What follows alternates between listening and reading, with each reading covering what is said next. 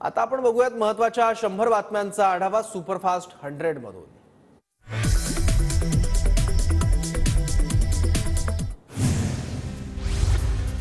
राज्यातील लोकसभा निवडणुकीच्या चौथ्या टप्प्यातील प्रचार तोफास थंडावणार। एकूण 11 लोकसभा मतदारसंघातील उमेदवारांची प्रतिष्ठा पणाला। 13 मे रोजी पार पडणार मतदान। काँग्रेस नेत्या प्रियंका गांधींचा आज महाराष्ट्र दौरा। नंदुरबारमध्ये मवियाचे उमेदवार गोवाल पाडवी यांच्या प्रचारासाठी नंदुरबारमध्ये जाहीर सभा। मुख्यमंत्री एकनाथ शिंदेंच्या उपस्थितीत आज पिंपरीत रोड शो। पुण्यात महायुतीचे उमेदवार मुरलीधर मोहोळ यांच्या प्रचारासाठी सकाळी 10 वाजता रोड शोचं आयोजन। उद्धव ठाकरे आज पालघर लोकसभा मतदारसंघाच्या दौऱ्यावर। पालघरमधील विविध शिष्टमंडळ आणि वाढवण बंदर विरोधी संघटनांच्या भेटी घेणार आहेत। सकाळी 11 वाजता जलदेवी रिसॉर्ट इथे ठाकरेंचं आगमन होणार। पुण्याच्या हडपसर इथे आज अमोल कोल्हेंच्या प्रचारासाठी सकाळी 9:30 वाजता सभा। कोल्हेंच्या प्रचारासाठी शरद पवार, आदित्य ठाकरे, सचिन अहिर यांची सभा। खासदार संजय राऊत आज नाशिकमध्ये सकाळी पत्रकार परिषद तर सायंकाळी नाशिकमध्ये प्रचार सभेचं आयोजन। शिरूरच्या नारायणगावमध्ये अमोल कोल्हेंच्या प्रचारासाठी सभा। जयंत पाटील, भास्कर जाधव, बाळासाहेब थोरात, चंद्रकांत हांडोरे आणि प्रवीण गायकवाड यांची नारायणगावमध्ये दुपारी 3 वाजता सांगता सभा। पुण्यात कात्रजमध्ये 4 वाजता मवियाचे उमेदवार रवींद्र धंगेकरांसाठी सभेचं आयोजन। सुप्रिया सुळेंच्या उपस्थितीत आज होणार सांगता सभा। शिवाजीराव आढळराव यांच्या प्रचारासाठी आज अजित पवारांची खेडमध्ये सभा। दुपारी 3 ते 5 वाजेपर्यंत सांगता सभेचं आयोजन। अमित ठाकरेंचा आज नाशिकमध्ये निर्धार मेळावा। हेमंत गोडसे, भारती पवारांच्या प्रचारासाठी अमित ठाकरेंचा मेळावा। नाशिकमध्ये आज मनसे विद्यार्थी सेनेचा मेळावा। मुंबईच्या वरळी बीडीडी इथे आज अरविंद सावंत यांची प्रचार रॅली। सावंत यांच्या प्रचारासाठी आदित्य ठाकरे मैदानात। मशाल प्रचार रॅली दरम्यान आदित्य ठाकरे उपस्थित राहणार। मुख्यमंत्री अरविंद केजरीवालांची आज दुपारी 1 वाजता पत्रकार परिषद। तिहार जेलमधून सुटका झाल्यानंतर केजरीवालांच्या पत्रकार परिषदेचं आयोजन। काँग्रेसमध्ये विलीन होण्यापेक्षा शिंदे आणि अजितदारांसोबत या सर्व स्वप्न पूर्ण होतील। नंदुरबारच्या सभेतून मोदींची शरद पवार आणि ठाकरेंना एनडीए सोबत येण्याची ऑफर। 3 टप्प्यातील मतदानानंतर नरेंद्र मोदी अस्वस्थ। अस्वस्थतेमुळे मोदी अशी विधानं करतात। मोदींच्या ऑफरनंतर शरद पवारांचा टोला। आमचे पक्ष फोडले तरी मोदी आता डोळे मारतात। डोळा मारला तरी जाणार नाही। महाराष्ट्र लुटू देणार नाही। मोदींच्या ऑफरवर उद्धव ठाकरेंचा हल्ला। नरेंद्र मोदी पुन्हा भारताचे पंतप्रधान बनणार नाहीत ही माझी गॅरंटी। काँग्रेस नेते राहुल गांधींचं वक्तव्य।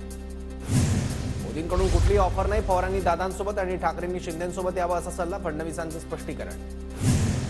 मोदींना शिवसेनेचे नकली संतान सोबत का पाहिजे? दारुण पराभव होणार असल्याचं मोदींनी स्वीकारले। मोदींच्या ऑफर आणि नकली संतांच्या टीकेवर संजय राऊतांचं उत्तर। ठाकरे आणि पवार गटाची ताकद कमी झाल्यानं मोदींची ऑफर। काँग्रेससोबत जाण्यापेक्षा बाळासाहेबांच्या विचारांसोबत यावं मुख्यमंत्री शिंदेंची प्रतिक्रिया।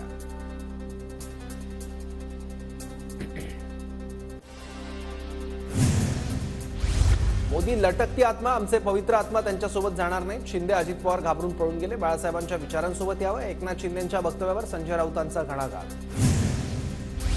पीडीसीसी बँकेच्या मॅनेजरवर निवडणूक आयोगाची कारवाई। बारामतीच्या मतदानाच्या 1 दिवस आधी बँक सुरू ठेवणं पडलं महागात। सीसीटीव्ही फुटेज तपासल्यावर बँकेच्या 40 ते 50 कर्मचारी आढळून आले।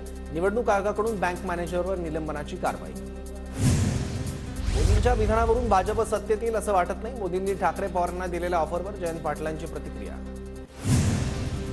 निवडणूक आयोगाच्या शिवसेनेच्या निकालानंतर मोदी सुप्रीम कोर्टावर दबाव आणतायत। उद्धव ठाकरेंचा गंभीर आरोप। उद्धव ठाकरेंवर मानसिक परिणाम झालाय। उद्धव ठाकरेंना मानसोपचार तज्ञाची गरज। उद्धव ठाकरेंनी मोदींवर केलेल्या टीकेला देवेंद्र फडणवीसांचं प्रत्युत्तर। काँग्रेस म्हणतं मोदी तेरी कब्र खुदेगी तर नकली शिवसेनेकडून मला जमिनीत गाडण्याची भाषा। नरेंद्र मोदींचा उद्धव ठाकरेंवर हल्ला बोल। मोदींकडून लोकांच्या अधिकारांवर गदा आणण्याचे प्रयत्न। शरद पवारांचा पंतप्रधान मोदींवर आरोप। तर टीका केल्यानं आम्हाला काही फरक पडत नाही पवारांचं प्रत्युत्तर। मोदींना नकली राष्ट्रवादी बोलण्याचा अधिकार कोणी दिला? पंतप्रधानांनी बोलताना तारतम्य बाळगलं पाहिजे। मोदींच्या टीकेनंतर पवारांचा पलटवार। उद्धव ठाकरेंवरील मोदींचं विधान महाराष्ट्राचा अपमान करणारं। ठाकरेंना नकली संतान म्हणणारेच औरंगजेबाची संतान। संजय राऊतांचा हल्ला बोल। काँग्रेस आणि उद्धव ठाकरेंच्या शिवसेनेला मतदान करण्यासाठी मशिदींमधून फतवे। त्यामुळे सर्व हिंदूंनो महायुतीला मतदान करा हा माझा फतवा। राज ठाकरेंचा पुण्यातल्या सभेतून फतव्यांवरून आरोप। अजित पवारांनी कधी जातीपातीचं राजकारण केलं नाही। शरद पवारांवर हल्लाबोल करताना राज ठाकरेंकडून अजितदारांची पाठराखण। राज ठाकरेंच्या पुण्याच्या प्रचार सभेतील बॅनरची चर्चा। राज ठाकरेंचा हिंदू शहर आणि मुख्यमंत्री असा उल्लेख। लंकेत खिस झाड की पत्ती, माझ्या नादी लागू नको। जे माझ्या नादी लागले त्यांचा पुरता बंदोबस्त केलाय। अजित पवारांचा निलेश लंकेंवर हल्लाबोल। दादा, तुम्ही माझ्याविषयी किती आक्रमक बोललात तरी तुमच्या मनात माझ्याविषयी असणारं खरं प्रेम कधी कमी होणार नाही. अजित पवारांच्या टीकेनंतर निलेश लंकेंचं ट्विट. राजकारणात बालबुद्धी असणारी लोक असतात, त्यांच्या वक्तव्यावर काय बोलणार? शरद पवारांचा अजित पवारांना टोला. लंकेंना दमदाटी करणाऱ्यांनी घरात दमदाटी करावी. लंकेंना दमदाटी केली तर सुप्रिया सुळे ढाल बनून उभी राहील. सुप्रिया सुळेंचा अजित पवारांना इशारा. मी कधी गुंडगिरी केली? निलेश लंकेंचा सवाल. मी ज्यांना नडायचं त्यांना नडतो. अजित पवारांच्या टीकेनंतर लंकेंचं प्रत्युत्तर. रोहित पवारांना तिकीट द्यायचं तुमच्या हातात नाही, पण पाडायचं तुमच्या हातात. ते तुम्ही करा एवढी विनंती. कर्जतमधील सभेत राम शिंदेंची अजित पवारांकडे मागणी. आमचं सरकार आल्यानंतर मोठी पूजा करून राम मंदिराचं शुद्धीकरण करणार. काँग्रेस प्रदेशाध्यक्ष नाना पटोलेंचं वक्तव्य. राम विरोधी लोकांनी आधी स्वतःचं शुद्धीकरण करून हिंदू धर्माला मानतो असं प्रतिज्ञापत्र द्यावं. नाना पटोलेंच्या वक्तव्यावर देवेंद्र फडणवीसांची प्रतिक्रिया. तत्कालीन नेते म्हणाले, भुमरेंना काय समजतं? भुमरे मामांना मंत्री करण्यासाठी भांडलो. एकनाथ शिंदेंची नाव न घेता उद्धव ठाकरेंवर टीका. चंद्रकांत खैरेंना आता सर्व चांदभाई म्हणतात. संदीपान भुमरेंकडून चंद्रकांत खैरेंचा खैरुद्दीन असा उल्लेख. संदीपान भुमरेंचा चंद्रकांत खैरेंवर जोरदार हल्ला. उद्धव ठाकरेंकडून मुख्यमंत्री शिंदेंची नक्कल. संभाजीनगरमधील सभेतून ठाकरेंचा शिंदेंवर हल्ला. छत्रपती संभाजीनगरमध्ये महायुतीचे उमेदवार संदीपान भुमरेंच्या प्रचारासाठी मुख्यमंत्री शिंदेंची जाहीर सभा संपन्न. पहिली बार भुमरे खासदार. शिंदेंची घोषणाबाजी. तर ऐरे गैरे नथू खैरे ओनली भुमरे म्हणत शिंदेंची चंद्रकांत खैरेंवर टीका. चंद्रकांत खैरेंच्या प्रचारासाठी छत्रपती संभाजीनगरमध्ये सभेचं आयोजन. विरोधी पक्षनेते अंबादास दानवेंकडून संदीपान भुमरेंची मिमिक्री. बीडमध्ये पंकजा मुंडेंच्या प्रचारार्थ नितीन गडकरींची सभा संपन्न. आतापर्यंत झालेली कामं केवळ ट्रेलर असून पूर्ण पिक्चर बाकी. आणखी विकास कामं करू, पण आधी पंकजाला निवडून द्या. मतदारांना गडकरींचा आवाहन. माझ्या प्रचारासाठी नितीन गडकरी आले, माझ्यासाठी आशीर्वाद. बीडमधील आयोजित प्रचार सभेत नितीन गडकरींच्या उपस्थितीनंतर पंकजा मुंडेंची प्रतिक्रिया. मतदानाआधी शिरूरमध्ये पैसे वाटप होण्याची शक्यता. अमोल कोल्हेंचं निवडणूक निर्णय अधिकाऱ्यांना पत्र. ज्याला जे वाटतं ते त्यांनी निवडणूक आयोगाला सांगावं. कोल्हेंच्या पत्रावर अजितदारांची प्रतिक्रिया. अमोल कोल्हेंचा 5 वर्ष अभिनयातून संन्यास. शिरूरचे प्रश्न सोडवण्यासाठी पूर्ण 5 वर्ष उपलब्ध असणार. कोल्हेंची भूमिका. 5 वर्षापूर्वी संधी दिली, पण आता त्यांचं नाटक फ्लॉप. निवडणुका आल्यावर कलाकार म्हणून निवृत्ती घेतात आणि निवडणूक झाली की परत नाटकं करतात. देवेंद्र फडणवीसांचा अमोल कोल्हेंवर निशाणा. शिरूर लोकसभा मतदारसंघात अपक्ष उमेदवार सुनील थिगळेंचा अनोखा प्रचार. थिगळेंचं कलिंगड हे चिन्ह असताना भर उन्हात डोक्यावर कलिंगड ठेवून सायकलवरून करतायत प्रचार. बुलढाण्यातील भेंडवळ घटमांडणीचं भाकीत वर्तवलं. यावर्षी अवकाळी पाऊस जास्त राहण्याचा अंदाज. तर चारा टंचाई देखील निर्माण होण्याचा अंदाज वर्तवण्यात आलाय. घटमांडणीला 300 पेक्षा जास्त वर्षांची परंपरा. कोकण किनारपट्टीसह राज्यभरात अवकाळी पावसाचा जोर वाढणार. हवामान खात्याचा अंदाज. अकोल्यात मध्यरात्रीच्या सुमारास पावसाची रिमझिम. पावसामुळे काही काळ वातावरणात गारवा. वाशिमच्या पिंगलाक्षी देवी तलावावरील गाळ उपसण्याचं काम समता फाउंडेशनकडून सुरू. शेताची पत सुधारत असल्यानं शेतकऱ्यांनी या गाळ मोफत आपल्या शेतात टाकण्याचे फाउंडेशनचं आवाहन. मुंबईत उद्या रेल्वेच्या 3 मार्गांवर मेगा ब्लॉक. माटुंगा ते मुलुंड, कुर्ला ते वाशी आणि सांताक्रूज ते गोरेगाव दरम्यान अभियांत्रिकी आणि देखभालीची कामं पूर्ण करण्यासाठी ब्लॉक असणार. कर न भरणाऱ्या थकबाकीदारांना महापालिकेची नोटीस. जप्त वस्तूंच्या लिलावाच्या प्रक्रियेस वेग द्यावा. महापालिका आयुक्त भूषण गगराणी यांचे आदेश. बीडीडी चाळ पुनर्विकासाअंतर्गत हक्काच्या घराची हमी देण्यासाठी म्हाडाच्या मुंबई मंडळाकडून सोडत काढण्याचा निर्णय. रहिवाशांच्या अनुपस्थितीमुळे सोडत रद्द. आता 14 रोजीही सोडत काढण्यात येणार. राज्यात वाढत्या तापमानामुळे उष्माघाताच्या रुग्णांच्या संख्येत वाढ. नाशिक, बुलढाणा, जालना आणि धुळे या जिल्ह्यांमध्ये सर्वाधिक रुग्णांची नोंद. एनटीपीसी राज्यात green energy hybrid energy park उभारणार. पार्कमध्ये 10,000 मेगावॉट क्षमतेचे एकत्रित सौर आणि पवन ऊर्जा प्रकल्पांचा समावेश असेल. हुतात्मा गिरणी कामगारांच्या घोडपदेवमधील 21 घरांची गिरणी कामगारांच्या 2521 घरांच्या सोडतीत समाविष्ट. म्हाडाच्या मुंबई मंडळाचा निर्णय. लोकसभा निवडणुकीच्या पार्श्वभूमीवर मुंबईतील प्रतिबंधात्मक कारवाईत प्रचंड वाढ. पोलिसांकडून 9,593 कारवाया. लोकसभा निवडणुकीच्या पार्श्वभूमीवर मुंबईतील प्रतिबंधात्मक कारवाईत प्रचंड वाढ. पोलिसांकडून 9,593 कारवाया. 30% विमान प्रवास महागला. एअर इंडिया एक्सप्रेस कंपनीची विमानसेवा कोलमडल्यानंतर प्रवाशांना फटका. पनवेलमध्ये गृहमतदानाला सुरुवात. पनवेल विधानसभा क्षेत्रामधील 52 नागरिकांनी घरून बजावला मतदानाचा हक्क. ठाण्यात लोकसभेच्या पार्श्वभूमीवर पोलिसांकडून परवानाधारक अग्निशस्त्र जप्त, 3748 अग्निशस्त्र जप्त.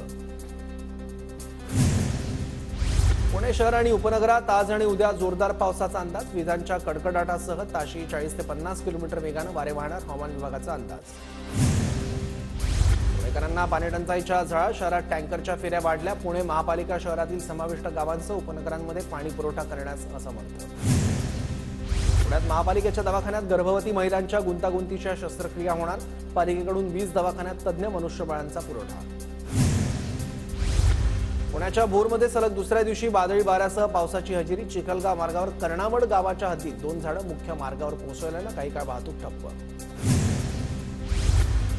रत्नागिरी शहराला दिवसाआड पाणी पुरवठा होणार, 13 मे पासून अंमलबजावणी, शहराला पाणी पुरवठा करणाऱ्या शीळ धरणात केवळ 20% पाणी साठा. रत्नागिरीतील गणपतीपुळेसह इतर पर्यटन स्थळांवर सध्या शुकशुकाट, लोकसभा निवडणूक आणि वाढत्या तापमानामुळे पर्यटकांची संख्या घटली. रत्नागिरी सिंधुदुर्गात विजेच्या दरडोई वापरात वाढ, दोन्ही जिल्ह्यात वीज जोडण्याही वाढल्या, तर कृषी आणि व्यापारी वीज जोडणीत मात्र घट. लोकसभा निवडणुकीपूर्वीच रत्नागिरी नगर परिषदेचा वसुली मोहिमेवर भर, तब्बल 9 कोटीहून अधिकची कर वसुली. रत्नागिरीत सिंधुदुर्गात महिला मतदारांचं प्रमाण अधिक, मात्र तरीही मतदानाच्या वेळी महिला मतदारांची आकडेवारी घटली. नागपुरात मोठ्या भूकंपाची शक्यता नसल्याचा भारतीय भूवैज्ञानिक सर्वेक्षणाचा दावा, तर लहान भूकंपाची मात्र शक्यता नाकारता येत नसल्याचं स्पष्टीकरण. अकोल्यात केजरीवालांना मिळालेल्या जामिनाचं जल्लोषात स्वागत. मनसे आमदार राजू पाटील यांच्याकडून केजरीवालांचं स्वागत, मात्र केजरीवाल बाहेर आल्यानं महाराष्ट्रात काही फरक पडणार नाही, राजू पाटील यांची प्रतिक्रिया.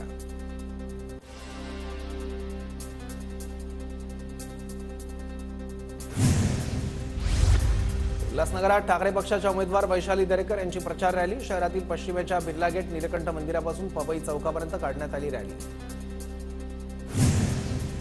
धुळे लोकसभा मतदारसंघात गृहमतदानाला सुरुवात, पहिल्या दिवशी एकूण 338 मतदारांनी घरून बजावला मतदानाचा हक्क.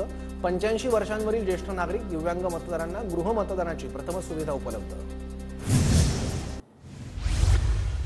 तिसऱ्या टप्प्यातील मतदानाची आकडेवारी निवडणूक आयोगाकडून जाहीर, 11 लोकसभा मतदारसंघात 63.55% मतदानाची नोंद, 2019च्या तुलनेत 0.12% अधिक मतदान. चौथ्या टप्प्यासाठी 23,284 मतदान केंद्र सज्ज, 13 मे रोजी मतदान. डॉक्टर नरेंद्र दाभोलकर हत्या प्रकरणात 11 वर्षांनी निकाल, सचिन अंदुरे आणि शरद कळसकरला जन्मठेपेची शिक्षा. दाभोलकर हत्या प्रकरणात 3 निर्दोष, सबळ पुराव्याअभावी संजीव पुनाळकर, वीरेंद्र तावडे आणि विक्रम भावे निर्दोष. दाभोलकर हत्या प्रकरणातील मास्टरमाइंड शोधून काढण्यासाठी वरच्या कोर्टात जाणार, वकील अभय नेवगी यांची प्रतिक्रिया, तर आजचा निकाल समाधानकारक नाही. आरोपींचा सनातन धर्माशी संबंध असल्याचं चार्जशीटमध्ये नमूद, सनातन संस्थेशी संबंध असल्याचं चार्जशीटमध्ये नमूद, नेवगी यांचं वक्तव्य. दाभोलकर हत्या प्रकरणात निर्दोष ठरलेल्या 3 विरोधात हायकोर्टात जाणार, मूळ सूत्रधारालाही अटक व्हावी, अमित दाभोलकर आणि मुक्ता दाभोलकरांची प्रतिक्रिया.